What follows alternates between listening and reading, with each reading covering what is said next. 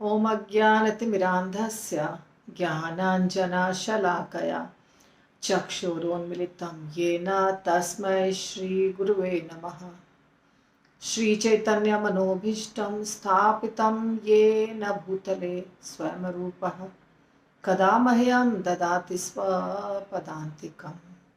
वन्देऽहं श्रीगुरु श्रीयुतापदकमलं श्रीगुरून् वैष्णवांश्च श्रीरूपं साग्रजातं सहगण रघुनाथान्वितं तं सजीवं साद्वैतं सावधूतं परिजनसहितं कृष्णचैतन्यदेवं श्रीराधा कृष्णपादान् सहगण ललिता श्रीविशाखान्विताश्च।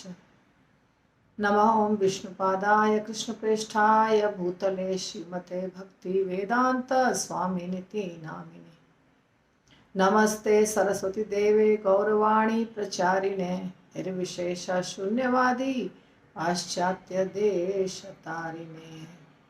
नमो महावदान्याय कृष्ण प्रेम प्रदायते कृष्णाय कृष्ण चैतन्य नामने गौरक्षे नमः। हे कृष्णा करुणा सिंधु दीनबंधु जगतपते गोपेश गोपिका कांत राधा कांत नमोस्तुते। तकांचन गौरांगी श्री राधे वृंदावनेश्वरी वृषभानुसुते देवी प्रणमामि हरिप्रिये।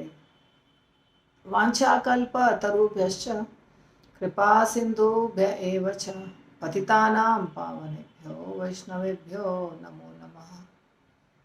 जय श्री कृष्ण चैतन्य प्रभु नित्यानंद श्री अद्वैत गदाधर शिवासादि Gaura भक्तवृंद।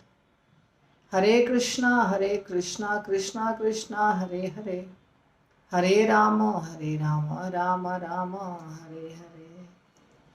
Shrimad Bhagavatam canto third, canto second हमारा समाप्त हो गया था लास्ट क्लास में, तो आज थर्ड से शुरुआत है। थर्ड के फर्स्ट चैप्टर फर्स्ट श्लोका, क्योंकि जब सेकंड कैंटो समाप्त हुआ था तो उसमें पूछा था परीक्षित महाराज ने कि विदुर जी और मैत्रेय मुनि का क्या हुआ। ऋषियों ने पूछा था विदुर जी और मैत्रेय मुनि का क्या हुआ, वो दोनों मिले तो क्या बातचीत किए। इसलिए अभी स्टार्ट हो रहा है विदुर जी के संवाद से। नारायणं नमस्कृत्य नरं चैव नरोत्तमं देवीं सरस्वतीं व्यासं ततो जयमुदीरयेत्। नष्टप्रायेषु अभद्रेषु नित्यं भागवत सेवया भगवतीरुत्तमश्लोके भक्तिरभवति नैष्ठिकी। कृष्णाय वासुदेवाय देवकी नंदनाय च नंदगोपकुमाराय गोविंदाय नमो नमः। ओम नमो भगवते वासुदेवाय, ओम नमो भगवते वासुदेवाय, ओम नमो भगवते वासुदेवाय। तो अध्याय 1 सुखदेव गोस्वामी कह रहे हैं, शिशु का उवाच। चैप्टर का नाम है विदुर द्वारा पूछे गए प्रश्न।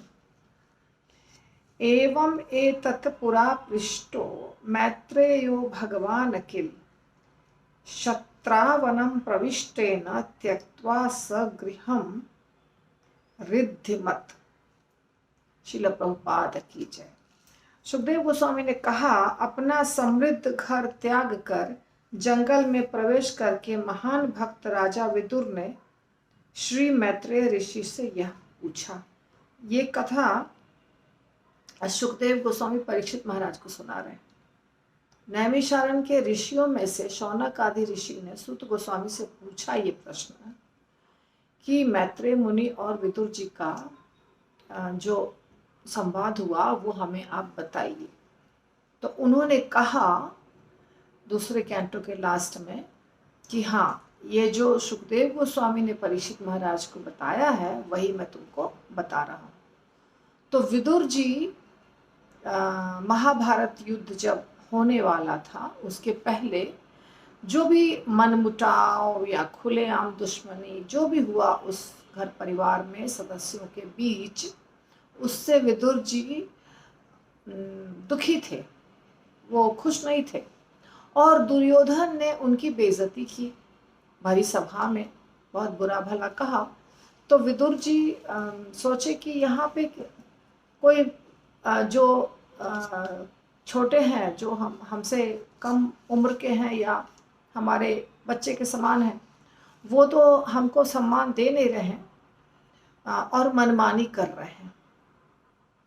तो जहाँ मनमानी कर रहे हो आपके जूनियर्स यानी कोई भी हो सकता है, गुरु के लिए शिष्य हो सकता है, माता पिता के लिए बच्चे हो सकते हैं, वहाँ बड़े को उस ज़्यादा समय तक अपना समय बर्बाद नहीं करना चाहिए, सीधे भगवान की भक्ति में लग जाना चाहिए, क्योंकि आप दखल अंदाजी ज़्यादा समय तक नहीं कर सकते हैं। इससे दोनों का नुकसान है, हमारा भी समय बर्बाद होता है और जो नहीं सुनते हैं उनका भी समय बर्बाद होता है। तो इसलिए विदुर जी बहुत होशियार थे, समझदार थे। विदुर जी घर त्याग दिए और जब त्यागे तो ऐसे ही नहीं त्यागे, ऐसे नहीं कि गुस्से में जा रहे हैं कहीं, वो घर त्यागे और अलग अलग मंदिरों में, तीर्थ स्थानों में दर्शन करने के लिए घूमने लगे। ऐसे ही बलराम जी ने भी किया था। तो विदुर जी भी घूमने लगे तो उनको रास्ते में कहीं इसी के दौरान, यात्रा के दौरान मैत्रेय मुनि मिले। तो मैत्रेय मुनि से उन्होंने प्रश्न पूछा, क्योंकि जब हमसे बड़ा कोई मिलता है तो हमको पूछना चाहिए जो हमको नहीं आता है। तो विदुर जी तो होशियार थे, उन्होंने मैत्रेय मुनि से पूछा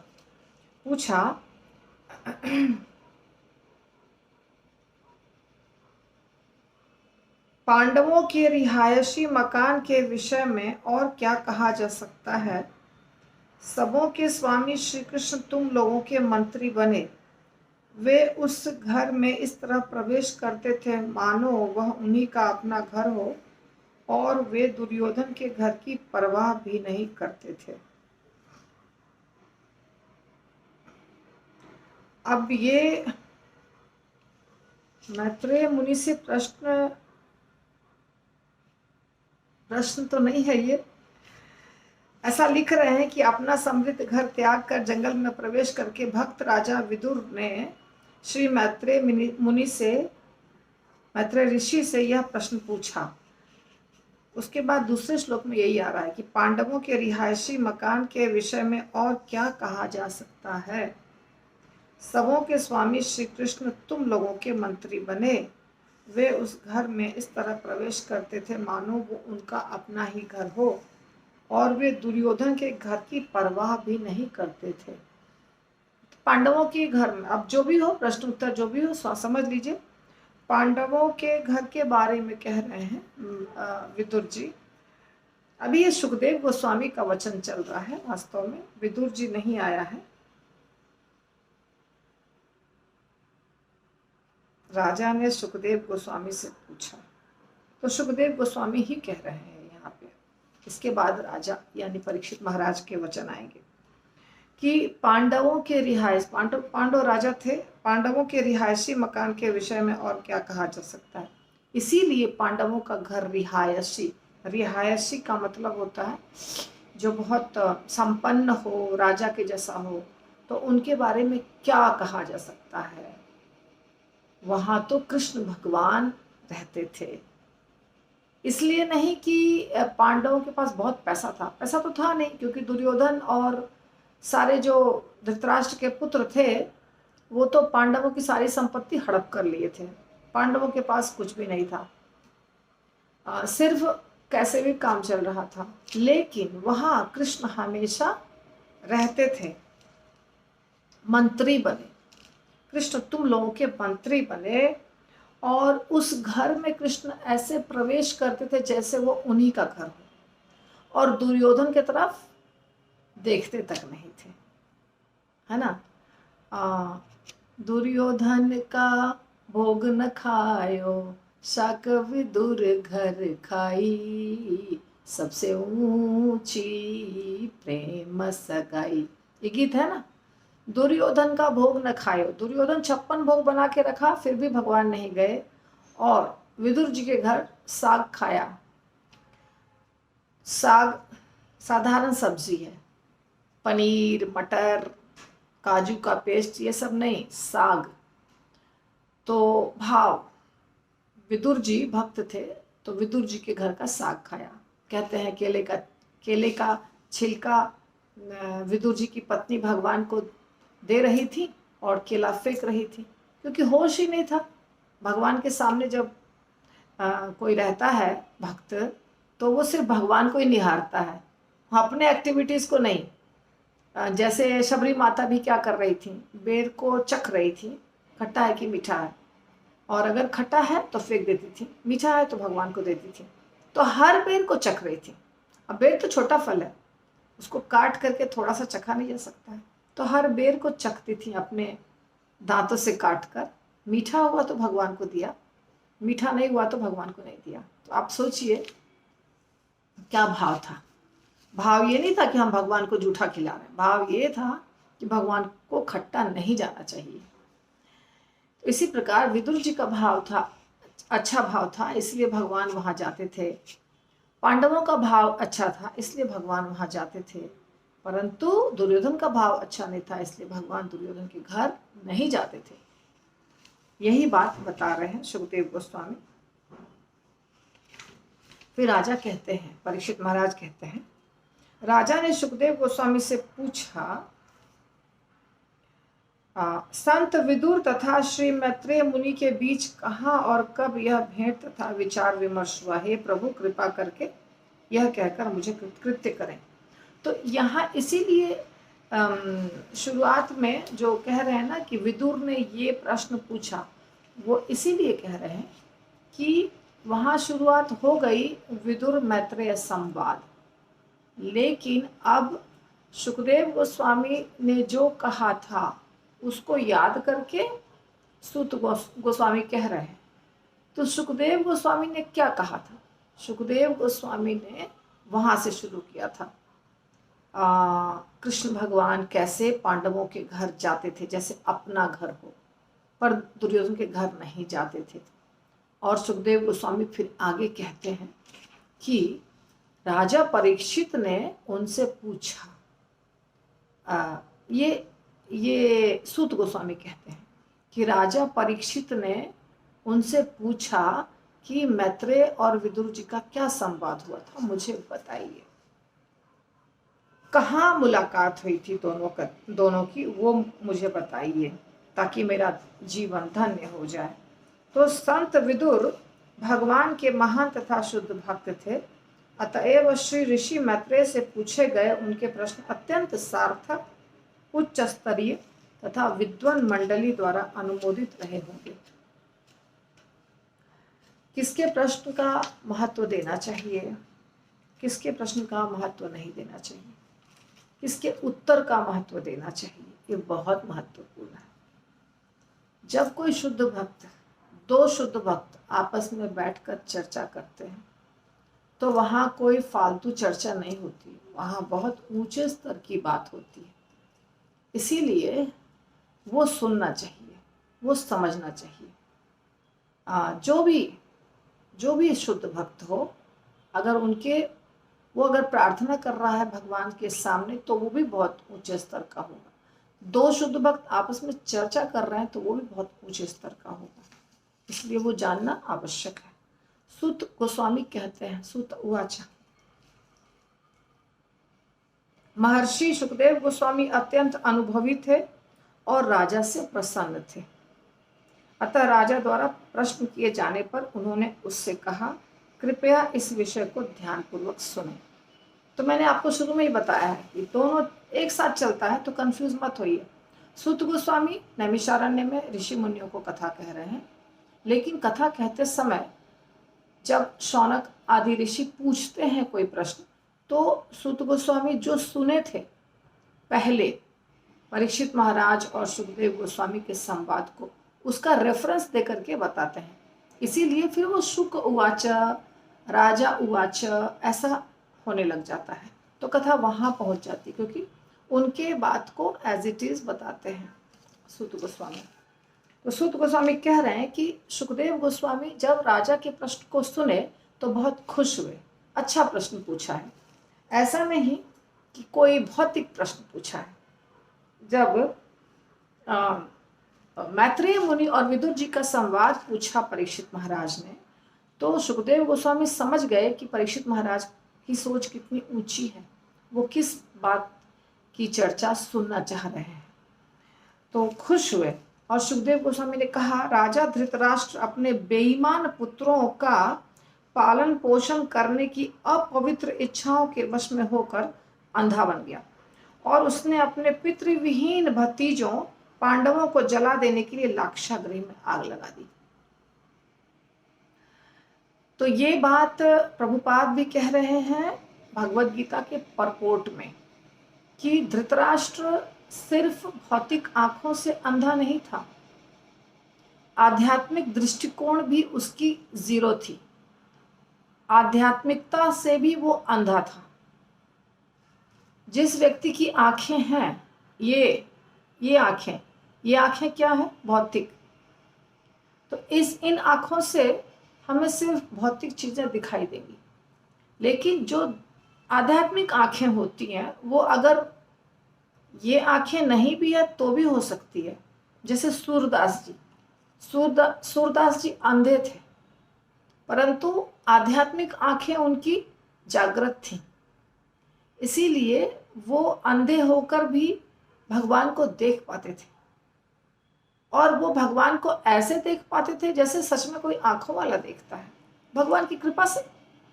तो एक चीज होता है ये आंखें, दूसरा होता है शास्त्र चक्षु, और तीसरा होता है पूर्ण रूप से आध्यात्मिक आंखें। पूर्ण रूप से आध्यात्मिक आंखें जिसकी होंगी वो तो हर जीव में भगवान को देखेगा, उसकी सोच बिल्कुल अलग होगी। शास्त्र चक्षु जिसकी है, शास्त्र चक्षु भी होना बहुत अच्छी बात है, उससे भी वो व्यक्ति शास्त्रों के आधार पर चीजों को देखता है, गलत क्या है, सही क्या है, करना क्या चाहिए, क्या नहीं करना चाहिए, तत्वदर्शी होता है। और जो भौतिक आंखें जिनके पास है, सिर्फ उसको फायदा नुकसान भौतिक दृष्टिकोण से जो चीज होता है, या जो दिखा बस उसी को मानेंगे, जो नहीं दिखा उसको नहीं मानेंगे, ये सब सोच होती है। तो इन आंखों का मतलब है सिर्फ भौतिक चीजों को देखना। हमें अपने आध्यात्मिक दृष्टिकोण को पुष्ट करना चाहिए, उसे मजबूत बनाना चाहिए। धृतराष्ट्र आध्यात्मिक दृष्टिकोण से बिल्कुल अंधा था और भौतिक दृष्टि से भी बिल्कुल अंधा था। तो जब उसके 100 पुत्र गलत चीजों को चाह रहे थे, गलत इच्छा कर रहे थे, तो धृतराष्ट्र भी उसको सपोर्ट कर रहे थे। और यहाँ तक कि सुखदेव गोस्वामी के वचन है, देख लीजिए, कि यहाँ तक कि अपने भतीजों को जला देने का प्लान भी धृतराष्ट्र का था। लाक्षागृह में आग लगा देना, पहले लाक्षागृह बनाना, ऐसा घर बनाना जो लाह का हो, जिसको एक बार आग जलाए तो पूरा खत्म, उसके अंदर जितने लोग हैं सब निकल नहीं पाएंगे, सब जल के मर जाएंगे। ऐसा घर बनाना, उस जमाने में भी उतना टेक्नोलॉजी था कि पूरा का पूरा लाक्षागृह बना दिया था, और बस आग लगाने की देर थी। और उन लोगों को, 5 भाइयों को, कुंती को, द्रौपदी को, सबको भेजा था कि तुम जाओ पिकनिक मनाने के लिए वहां, जैसे बोलते नहीं है कुछ दिनों के लिए एंजॉय करके आओ, वैसे भेजा था। क्योंकि वहां कोई ना कोई बहाना से तो भेजना पड़ेगा, तभी तो उसको एक बार जब सोते रहेंगे सब तो आग लगा देंगे। ये प्लानिंग थी धृतराष्ट्र की। तो अपवित्र इच्छाएं, शास्त्र बताता है हमें कुछ कार्य करने चाहिए जो कर्म कांड होता है। कर्म कांड किसे कहते हैं? कर्म कांड वेदों में बताया गया एक कांड है।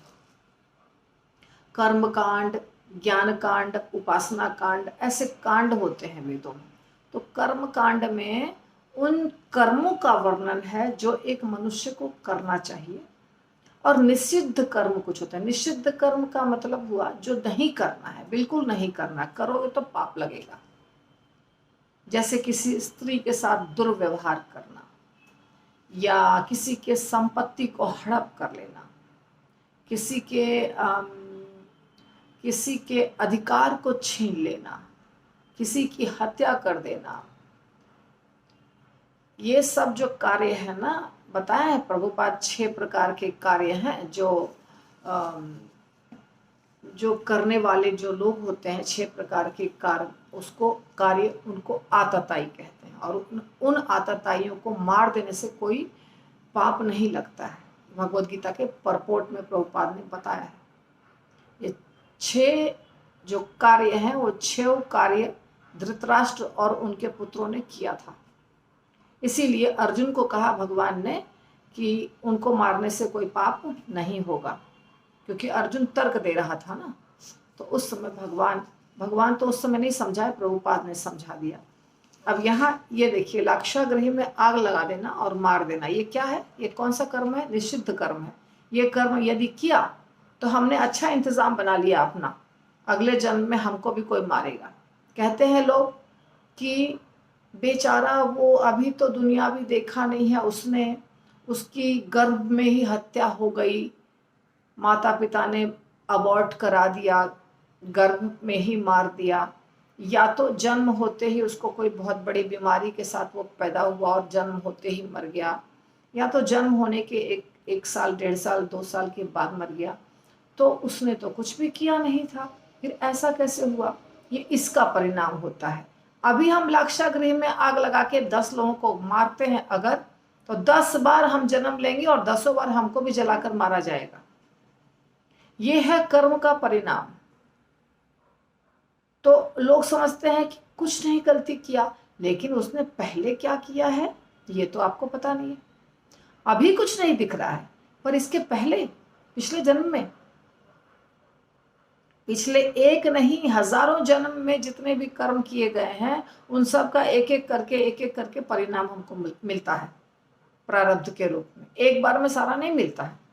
अगर हमने अपने जीवन में, अगर मैं एक गायनेकोलॉजिस्ट हूं और मैंने अपने जीवन में 1000 अबॉर्शन कराया है, 1000 बच्चों को मार दिया है माँ के गर्भ में, तो 1000 बार मुझे मरना पड़ेगा माँ के गर्भ में। बात समझ रहे हैं? तो उसके लिए 1000 बार जन्म तो लेना पड़ेगा और हजारों बार हमको मार दिया जाएगा। ये है इस कर्म का परिणाम।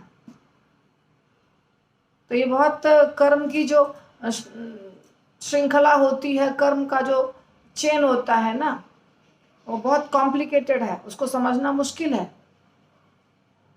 परंतु भगवान के दरबार में, कहते हैं ना, भगवान के दरबार में, वहां पे गलत इंसाफ नहीं होता है। बस वही मिलता है जो डिजर्व करते हैं, जो हमने किया है। रोपे बिरवा नीम को आम कहाते होए। नीम का पेड़ लगाएंगे तो नीम ही का फल खाएंगे, आम तो नहीं खा सकते। कड़वा लगाया तो कड़वा ही खाना पड़ेगा, मीठा लगाएंगे तो मीठा खाएंगे। Tit for tat, Newton's 3rd law. जितना करेंगे, every action has equal and opposite reaction। तो ये पांडवों को हर तरह से बर्बाद करने की प्लानिंग थी इनकी। आगे कहते हैं, राजा ने अपने पुत्र दुशासन द्वारा देवतुल्य राजा युधिष्ठिर की पत्नी द्रौपदी के बाल खींचने के निंदनीय कार्य के लिए मना नहीं किया। यद्यपि उसके अश्रुओं से उसके वक्षस्थल का कुमकुम धुल गया। युधिष्ठिर, जो कि अजात शत्रु हैं, चुने हुए जुए में छल पूर्वक हरा दिए गए, किंतु सत्य का व्रत लेने के कारण वे जंगल चले गए।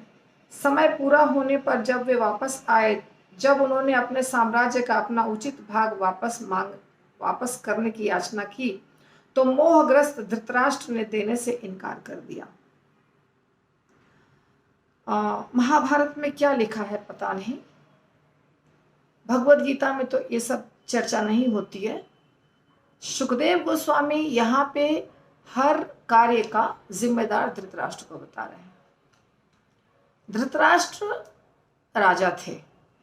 जब पांडु राजा नहीं रहे, पांडु की मृत्यु हो गई, तो धृतराष्ट्र को राजा बना दिया गया। हालांकि वो अंधे थे, तो ठीक है, अब कोई नहीं था तो वो राजा बन के बैठे हुए थे। और बाद में ये जो सब भाई थे उसमें सबसे बड़े थे युधिष्ठिर। तो युधिष्ठिर को राजा बनना चाहिए था, पर युधिष्ठिर छोटे बच्चे थे, तो धृतराष्ट्र अंधे होकर भी राज्य संभाल रहे थे।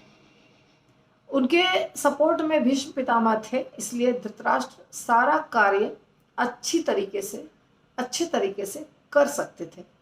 लेकिन धृतराष्ट्र के मन में थी बेईमानी, इसीलिए उन्होंने हर जगह गलत डिसीजन लिया। तो यहाँ पे क्या बताया कि द्रौपदी का चीरहरण जब हो रहा था, धृतराष्ट्र चुपचाप बैठे रहे। उन्होंने कुछ नहीं बोला, चूं शब्द नहीं बोला दुर्योधन या दुशासन को। दुशासन ने खींचा था वस्त्र, और दुर्योधन तो बोल ही रहा था, दुर्योधन तो लीडर था उनका। पर धृतराष्ट्र की जिम्मेदारी थी उस समय बोलने की। बेटा माने या नहीं माने, वो बेटा का कर्म है। अगर मेरा बेटा नालायक है और बात नहीं मानता है मेरा, तो भी मेरा फर्ज बनता है उसको बोलना। वो बात नहीं मानेगा, उसने अपना कर्म क्रिएट किया। हम कर्म बनाते हैं अपना। अगर हम इस घर में 5 व्यक्ति हैं और कोई अन्याय हो रहा है, 5 में से 4 व्यक्ति अन्याय में साथ दे रहा है, अन्याय का साथ दे रहा है, और एक व्यक्ति यदि सपोर्ट नहीं कर रहा है, एक व्यक्ति से रुकेगा नहीं कार्य, वो होगा। फिर भी ये जो सपोर्ट नहीं किया अन्याय का, वो कर्म के फल को नहीं भोगेगा, अन्याय के कर्म के फल को, क्योंकि उसने तो आवाज उठाई कि ये गलत है। जैसे विदुर जी ने आवाज उठाई, तो विदुर जी को इसके दुशासन, दुर्योधन, ये सब जो 100 भाई ने कार्य किया, या धृतराष्ट्र, गांधारी, जो भी सपोर्ट में थे, वैसा फल उसमें से 1% भी फल विदुर जी को नहीं मिलेगा, क्योंकि विदुर जी ने आवाज उठाई कि ये गलत है, ये नहीं होना चाहिए, रोको, ऐसा मत करो। पर इन लोगों ने आवाज नहीं उठाई। आवाज नहीं उठाने का मतलब होता है जो कार्य हो रहा है उसको आप सपोर्ट कर रहे हैं, और ऐसी स्थिति में उसने क्या किया, एक अपना बहुत अच्छा बड़ा सा पाप कर्म तैयार कर लिया, और उस पाप कर्म का फल अब उसको मिलेगा, चाहे इस जन्म में, चाहे अगले जन्म, चाहे अगले के अगले, कभी न कभी। ये है कर्म का परिणाम। तो सारे कर्म उसने वैसे ही किए। अब यहाँ पे एक दिया, दूसरा युधिष्ठिर महाराज के साथ जुआ प्लानिंग हुआ, जुआ खेला। युधिष्ठिर ने जो भी गलती की, गलती तो किया बहुत सारा युधिष्ठिर महाराज ने, तो जुए में हार गए। हारने के बाद फिर जंगल गए, सारा सब कुछ, सारी संपत्ति उनकी छीन ली गई कोई भी तरीके से। और जब वो सजा भुगत करके आए, जो उनको जितना था, कुछ था, एक्साइल किया गया था इतने सालों के लिए, मुझे तो याद भी नहीं रहता है कितना, जैसे 1 साल अज्ञातवास याद है मुझे, और कितना साल तक वो जंगल में थे वो नहीं याद है। तो उतना साल तक वो घूमते रहे, और बाद में जब आए तो उनको राज्य मिल जाना चाहिए था, लेकिन राज्य नहीं मिला, इनकार कर दिया धृतराष्ट्र ने। अर्जुन ने श्री कृष्ण को जगत गुरु के रूप में सभा में भेजा था, और यद्यपि उनके शब्द कुछ एक व्यक्तियों द्वारा शुद्ध अमृत के रूप में सुने गए थे, किंतु जो लोग पूर्व जन्म के पुण्य कर्मों के लेश मात्र से भी वंचित थे, उन्हें वे वैसे नहीं लगे। राजा धृतराष्ट्र या दुर्योधन ने कृष्ण के शब्दों को गंभीरता पूर्वक नहीं लिया। तो अर्जुन ने भगवान कृष्ण को भेजा था, शांति दूत बनकर गए थे कृष्ण। पर कृष्ण के शब्दों की भी कोई कदर नहीं थी दुर्योधन और धृतराष्ट्र के पास। गंभीरता पूर्वक उनके वचन को नहीं लिया। शॉर्ट में सुना रहे हैं सुखदेव गोस्वामी सब कुछ। जब विदुर अपने ज्येष्ठ भ्राता धृतराष्ट्र द्वारा मंत्रणा के लिए बुलाए गए और वे राजमहल में प्रविष्ट हुए तो उन्होंने ऐसे उपदेश दिए जो उपयुक्त थे। उनका उपदेश सर्वविदित है और पटु राज्य मंत्रियों द्वारा अनुमोदित है। सही बात है।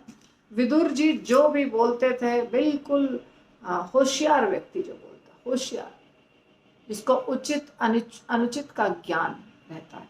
उचित अनुचित का ज्ञान दुष्टों को भी रहता है, पर उनको फॉलो नहीं करना है।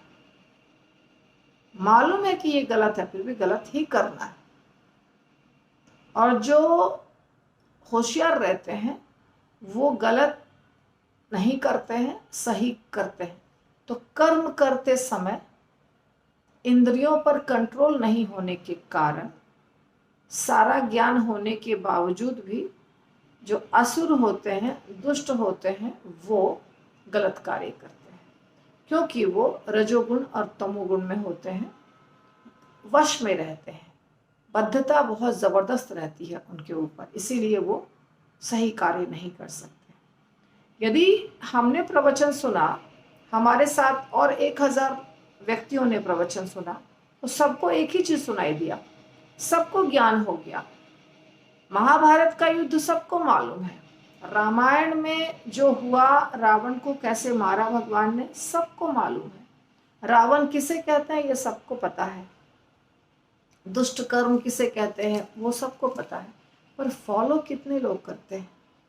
फॉलो करते समय, उसका पालन करते समय व्यक्ति इसलिए पालन नहीं कर पाता है क्योंकि उसके अंदर रजो और तमोगुण की मात्रा बहुत ज्यादा होती है, अंधकार रहता है, बुद्धि अज्ञानता के वश में रहती है, इसलिए वो सब कुछ पता होने के बावजूद भी कुछ कर नहीं पाता है। ये है दुष्टों की समस्या। तो बहुत अच्छा उपदेश दिया विदुर जी ने। अजात शत्रु प्रतियच्छदायम तितिक्षतो दुर्विषहम तवाग सहानुजो यत्र वृकोदरास ही श्वसन रुषा यत्त्वमलम विभेषि।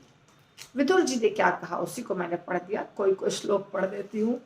विदुर जी ने कहा, तुम्हें चाहिए कि युधिष्ठिर को उसका न्यायोचित भाग लौटा दो, क्योंकि उसका कोई शत्रु नहीं है, वो अजात शत्रु है और वह तुम्हारे अपराधों के कारण अकथनीय कष्ट सहन करता रहा है। वह अपने छोटे भाइयों सहित प्रतीक्षारत है, जिनमें से प्रतिशोध की भावना से पूर्ण भीम सर्प की तरह उच्छ्वास ले रहा है। तुम निश्चय ही उससे भयभीत हो। तो ये मंत्रणा हुई, विदुर जी ने ये समझाया धृतराष्ट्र को कि वो 5 भाई जो है ना, उनका सारा राज्य जो था तुमने छल कपट से ले लिया है, उसको लौटा दो। और वो ऑलरेडी बहुत कष्ट उठा चुका है, बहुत कष्ट उठा करके अभी वो यहाँ पहुंचा है वापस समय पूरा होने के बाद। और उसका भाई भीम बहुत क्रोध में है, तो नहीं लौटाओगे तो भीम कुछ ना कुछ करेगा, ये बात भी बताया एक तरीके से। भगवान कृष्ण ने पृथा के पुत्रों को अपना परिजन मान लिया है और संसार के सारे राजा कृष्ण के साथ हैं। वे अपने घर में अपने समस्त पारिवारिक जनों, यदुकुलों के राजाओं तथा राजकुमारों के साथ, जिन्होंने असंख्य शासकों को जीत लिया, उपस्थित हैं और वे उन सबों के स्वामी हैं।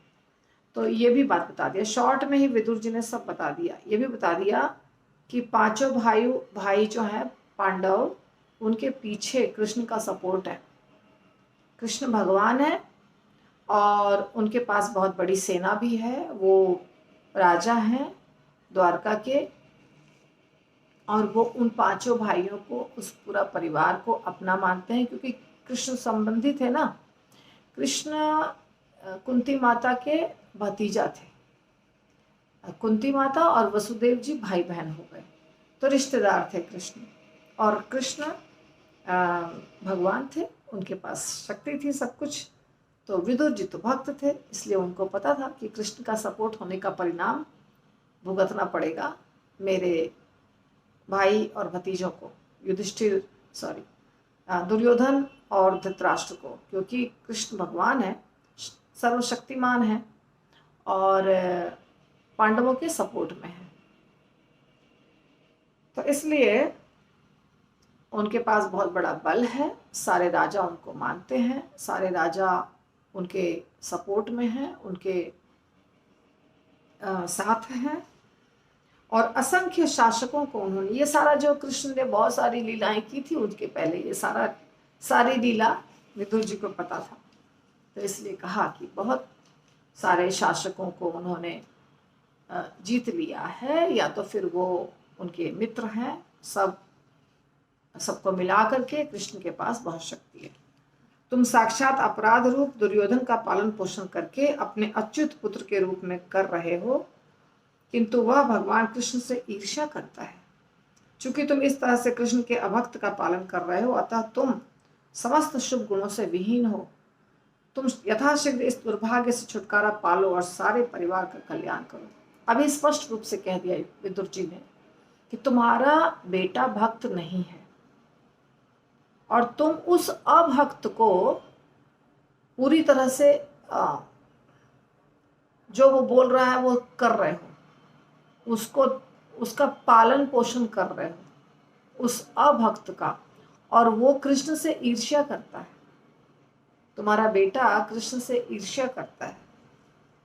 इस तरह तुम अभक्त का लालन पालन कर रहे हो और इसीलिए तुम्हारे जितने पुण्य कर्म थे वो सब अब समाप्त हो जाएंगे। तुम इसके विहीन हो चुके हो, पुण्य कर्मों के विहीन। तुम्हारे पास जब कोई व्यक्ति गलत कार्य करता है तो उसके जो पहले के जन्मों के संचित पुण्य कर्म रहते हैं वो भी नष्ट हो जाते हैं पाप कर्म करने के कारण। तो पाप कर्म जो है ना, उससे उम्र घटती है, पुत्र की मृत्यु हो जाती है। जो व्यक्ति पाप करता है उसके धन की समाप्ति हो जाती है और उसकी उम्र घट जाती है, पुत्र विहीन हो जाता है, और बाकी जितने भी संस्कार बोलते हैं वो सारे संस्कार उसके खराब हो जाते हैं। धन संपत्ति उसको कोई पूछता नहीं है, उसके रिश्ते नाते सब पाप पूर्ण कर्म करने का परिणाम ये सब तुरंत दिखाई देता है। विदुर जिनके चरित्र का सभी सम्मानित व्यक्ति आदर करते थे, इस तरह बोल रहे थे तो दुर्योधन ने उनका अपमान किया। वह क्रोध के मारे फूला हुआ था और उसके होठ फड़क रहे थे।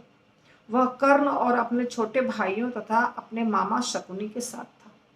तो विदुर जी जब ऐसे समझा रहे थे, खुलेआम समझा रहे थे, ऐसा नहीं कि दुर्योधन से छिप के बात कर रहे थे, सामने बता रहे थे सभा के बीच में। तो दुर्योधन सुन रहा था, शकुनी मामा सुन रहे थे, उसके कर्ण सुन रहा था, ये सब पांडवों के खिलाफ थे। तो बहुत क्रोध आ रहा था दुर्योधन को। दुर्योधन ने क्या किया? अपमान किया विदुर जी का, अपमान किया, जबकि विदुर उसके चाचा थे। तो विदुर जी को दुर्योधन ने कहा कि कितना खराब शब्दों से उनका अपमान किया। देखिए बोल रहा है दुर्योधन, इस रखैल के पुत्र को यहाँ आने के लिए किसने कहा? विदुर जी के बारे में, यह इतना कुटिल है कि जिनके बल पर यह बड़ा हुआ है उन्हीं के विरुद्ध शत्रु हित में गुप्तचरी करता है। इसे तुरंत इस महल से निकाल बाहर करो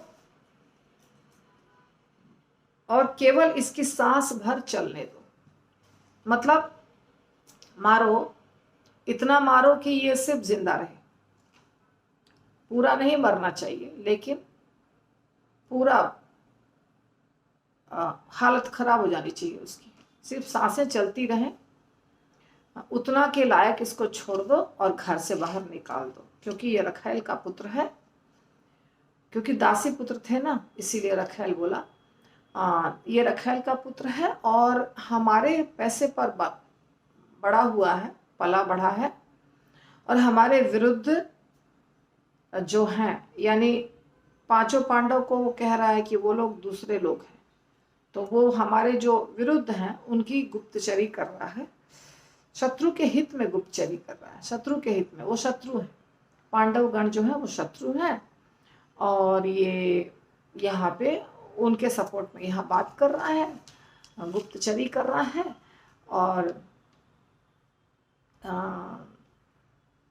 विरुद्ध, हाँ, तो इसे एक कुटिल है, ये बहुत कुटिल है, इसको इस घर से बाहर निकाल दो और सिर्फ सांस चलती रहे इतना ही के लायक छोड़ो। इस तरह अपने कानों से होकर बाणों द्वारा बेंधे गए अपने हृदय के भीतर मर्माहत विदुर ने अपना धनुष दरवाजे पर रख दिया और अपने भाई के महल को छोड़ दिया। उन्हें कोई खेद नहीं था, क्योंकि वे माया के कार्यों को सर्वोच्च मानते थे। तो विदुर जी को कुछ दिक्कत नहीं हुई, वो तो ऐसे ही थे, अकेले घर छोड़ दिए, तुरंत अपना धनुष था उनके पास, धनुष उन्होंने रख दिया, दरवाजे पर धनुष रख दिया, निकल गए घर से, भाई के घर को छोड़ दिया। तो इस प्रकार विदुर जी कैसे घर छोड़े और कैसे निकले, यहाँ तक हमने अभी किया, और हम अब